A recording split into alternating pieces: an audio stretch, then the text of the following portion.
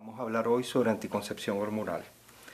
Tenemos que los anticonceptivos hormonales se pueden administrar de diferentes formas, bien sea en forma de píldoras combinadas o píldoras de solo progestágeno, y en este caso es por vía oral.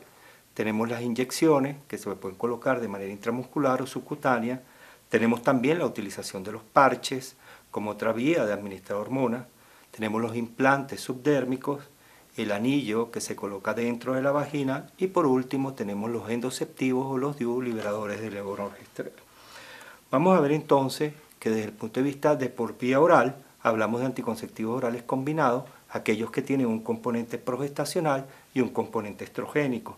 Generalmente vienen en presentaciones de píldoras de 21 grajeas activas y algunas de ellas traen 7 placebos. Durante las 7 píldoras de descanso, generalmente, o durante los 7 días de descanso, debe venir el sangrado menstrual. Tenemos entonces que el mecanismo de acción de las píldoras combinadas es básicamente inhibiendo la ovulación. También da un efecto sobre el moco cervical, volviéndolo espeso, y de esta manera se vuelve impenetrable y hostil para los espermatozoides. Y vemos también que hay una reacción endometrial importante, transformando el endometrio en un endometrio hipoplásico y de aspecto secretor precoz. Tenemos que las píldoras combinadas clásicamente contenían un componente estrogénico que era el etinilestradiol. Sin embargo, con los últimos avances, se ha incluido ahora el valeriato de estradiol como un nuevo estrógeno para ser suministrado en las píldoras por vía oral. El valeriato de estradiol tiene alguna importancia desde el punto de vista farmacológico, que se asocia a una mayor biodisponibilidad y con una actividad biológica mucho más sostenida que el etinilestradiol. Tenemos entonces que el componente progestacional clásicamente ha sido el linestrenol, el levonorgestrel, el desogestrel, el gestodeno, la drosperinona y el acetato de clormanidona. Al igual como ocurrió con los estrógenos, los progestágenos también han evolucionado y hay 2 nuevos progestágenos que se están utilizando en las píldoras para ser administrados por vía oral. Uno de ellos es el Dianoges y otro es el acetato de nomegestrol. El Dianoges tiene una actividad progestacional sobre el endometrio bastante buena y tiene una actividad antiandrogénica mucho más fuerte que los anteriores. El acetato de nomegestrol tiene un derivado de la 19-norprogesterona, tiene una alta selectividad como progestágeno, tiene también una actividad antiandrogénica importante y quizás es bastante efectivo para suprimir la ovulación. De igual manera, estos son avances importantes que han ocurrido en la anticoncepción, sobre todo en la administración de píldoras por vía oral. Y vemos ahora que esta píldora nueva, que tiene valeriato de estradiol como estrógeno y el Dianoges como progestágeno, viene en una presentación novedosa y diferente a la que estamos acostumbrados a ver. 26 tabletas activas, 22 tabletas, de las cuales de estas 26, 22 tienen valeriato de estradiol y Dianoges, desde el día 3 al día 24. Y luego vamos a ver que hay 4 días que van a tener solo valeriato de estradiol. Estos 4 días son al principio y al final del ciclo. Y va a haber 2 tabletas placebo, que son el 27 y el día 28, durante el cual vamos a ver el sangrado menstrual. De igual manera, tenemos entonces otra píldora combinada nueva, novedosa, que es el valeriato de estradiol con el nomegestrol. Este tiene 1.5 de valeriato de estradiol y 2.5 de nomegestrol. Es un monofásico, generalmente se administra en un régimen de 24 tabletas activas y 4 de descanso, 28 en total. Durante las 4 últimas debe venir el sangrado menstrual. Otro avance importante es aprovechar las píldoras que tienen placebo o las píldoras de descanso, en las cuales le están incluyendo ahora ácido fólico. De esta manera, estas píldoras o el ácido fólico da el beneficio de la prevención de los defectos del tubo neural a aquellas mujeres que una vez que suspenden el método temporal y desean salir embarazadas, tienen una reserva de ácido fólico importante. Tenemos entonces esta píldora combinada que tiene drosperinona, 3 miligramos, 20 miligramos de etinilestradiol y de levomefolato, 415 miligramos. Tenemos entonces otro avance importante en la administración de píldoras por vía oral, y una de estas es los denominados regímenes extendidos, es decir, buscar aumentar el uso de las píldoras activas y disminuir los periodos de descanso. Buscamos entonces ciclos extendidos de 63, de 84, de 126, más o menos en promedio. Buscamos entonces que la paciente tenga 3 o 4 menstruaciones en el año. Esto es algo que se está ahorita tratando de establecer, sobre todo en las mujeres jóvenes que no desean ver regla. Tenemos entonces la otra forma de administrar productos hormonales. Tenemos entonces las píldoras de progestágeno. Generalmente son denominadas de manera común entre los médicos como mini píldoras. Los componentes más importantes son el levonorgestrel, el linestrenol y el desogestrel. Una característica importante de las píldoras de progestágeno nada más es que se toman todos los días. No hay periodo de descanso y en general estas píldoras tienen un efecto indeseable sobre el endometrio que produce un sangrado irregular o un manchado permanente en la mayoría de los pacientes.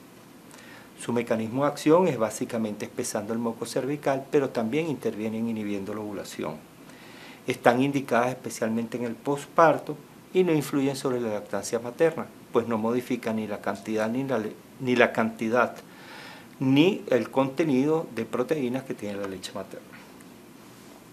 Tenemos entonces que las píldoras por vía oral son altamente eficaces, sin embargo, hay un pequeño porcentaje de personas o de fracasos, y esto se debe generalmente a que la paciente puede olvidarla, aquellas pacientes que pueden presentar náuseas y vómitos, aquellas pacientes que tienen diarrea, aumento del tránsito gastrointestinal, interacción con otros medicamentos, también detalles comunes como no conseguir la píldora que utilizan, ausencia de farmacia cercana, carecer de dinero para adquirirla, ha hecho que sean factores importantes en los cuales las píldoras fracasen como método anticonceptivo.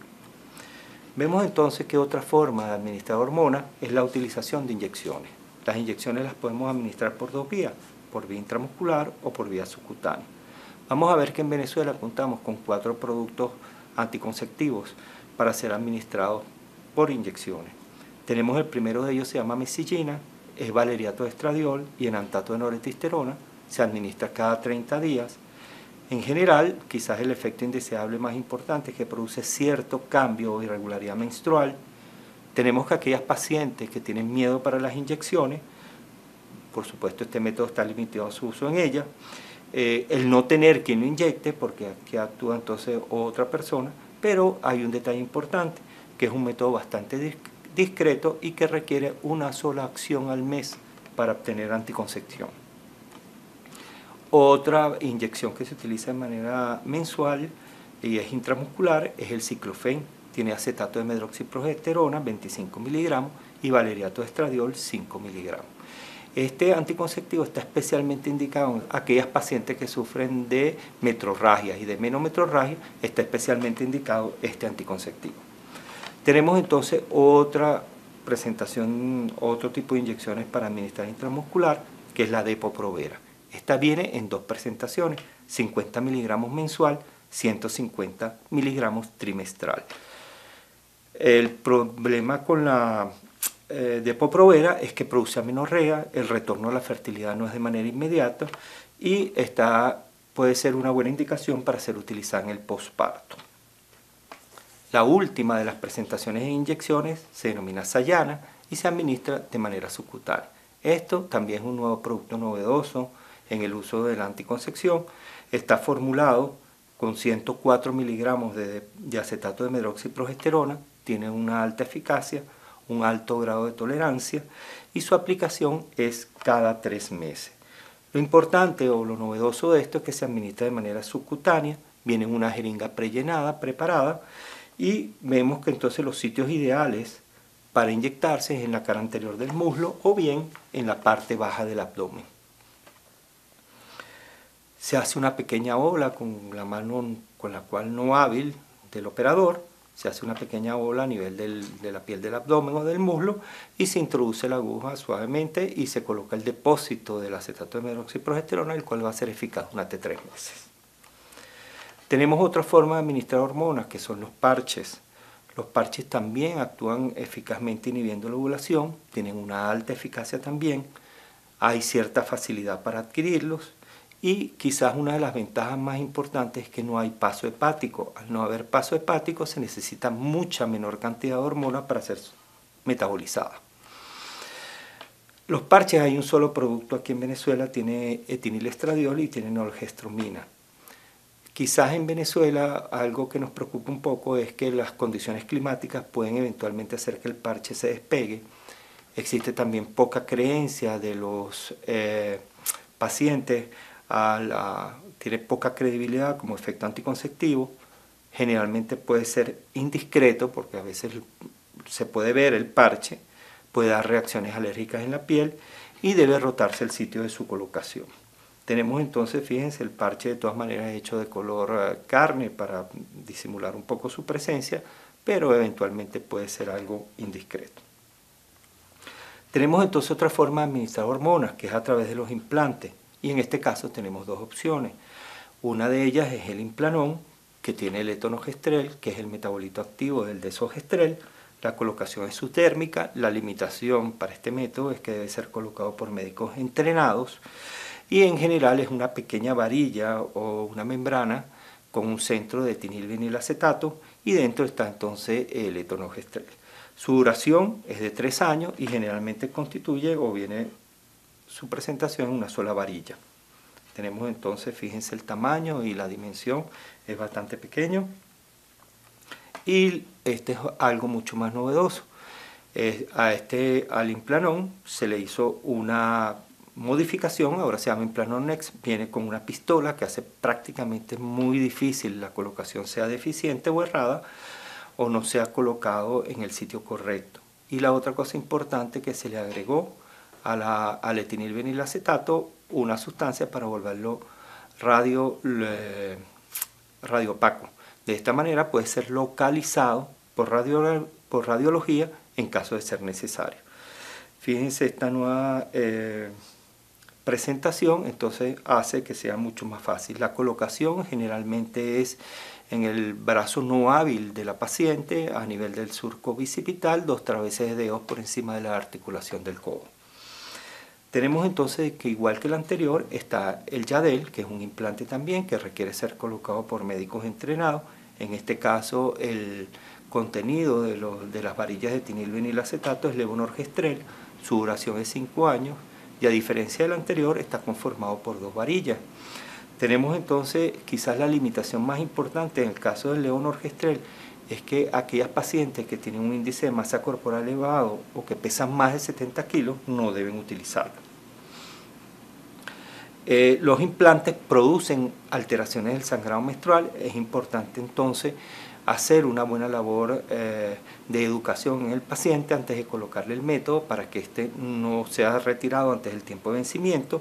El retorno a la fertilidad no es inmediato, requiere una orientación previa y no protege contra las infecciones de transmisión sexual ninguno de estos productos.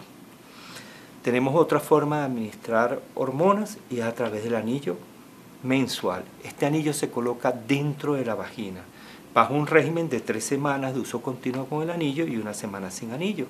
Durante la semana en la cual no tenemos colocado el anillo va a haber el sangrado menstrual.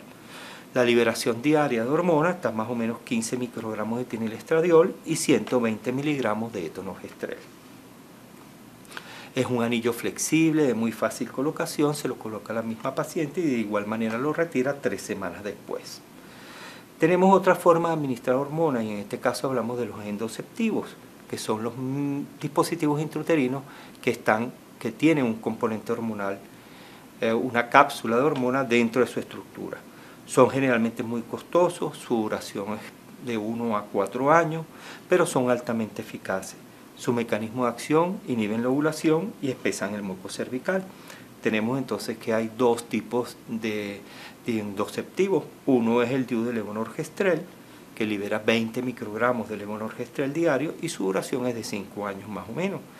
Y el otro es el DIU de progestacer, que libera 65 microgramos de progesterona diariamente y su duración es de 1 año.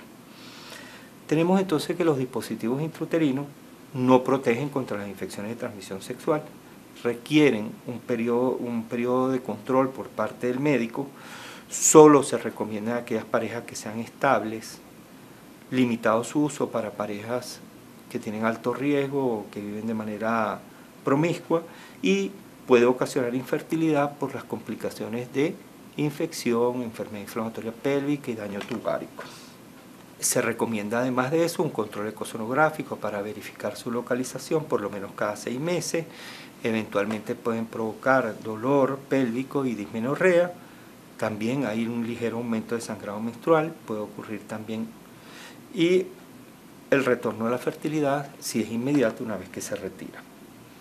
¿Cuáles son los efectos indeseables de todos estos productos hormonales? Bueno, definitivamente las náuseas, los vómitos y el dolor a nivel de los senos son quizás de las quejas más importantes que refieren las pacientes.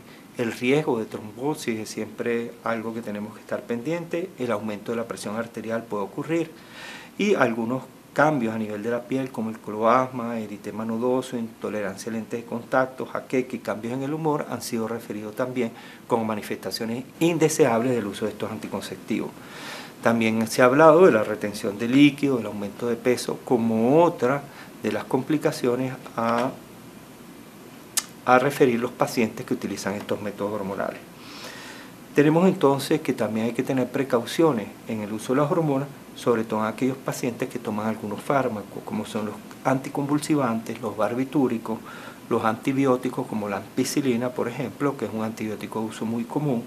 El uso del carbón activado o laxantes puede en un momento dado intervenir con la metabolización, sobre todo las píldoras por vía oral, bajar su eficacia y de esta manera puede ocurrir embarazo. La Organización Mundial de la Salud es muy clara al referirse sobre el uso de los productos hormonales y hay unas contraindicaciones que son sumamente importantes y son el carcinoma de mama, la enfermedad hepática, sobre todo aquella degenerativa, el riesgo de tromboembolismo, el carcinoma del tracto genital, pero quizás el más común y el más frecuente son las mujeres que son mayores de 35 años, que tienen hábitos tabáquicos moderados o acentuados y que tienen obesidad. Es entonces importante recordar que estas pacientes tienen una limitación para el uso de los anticonceptivos hormonales.